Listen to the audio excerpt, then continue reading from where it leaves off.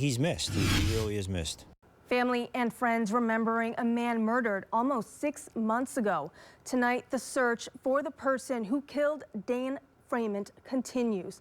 It was a story that rocked a neighborhood. The Troy man was killed on a bike trail in Menands. So far, police have not made any arrests. Now, in a story you'll see only on CBS 6, Emma Quinn talks to those who knew him best as they hope his killer is brought to justice.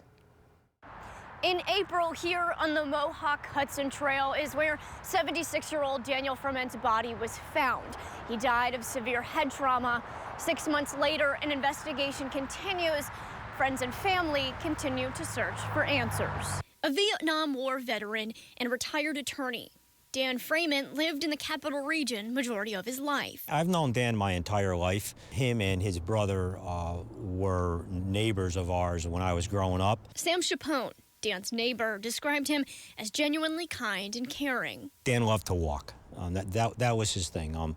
We often talked about where he was walking to, and I think at one point I was talking to him and he was doing like 14 or 16 miles a day. That was his thing. He liked to walk, he liked to explore. Being immersed in nature, Dan loved most.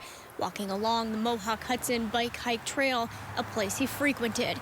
It was along the trail where Dan was found on April 18th. A lot of people were just shocked by it.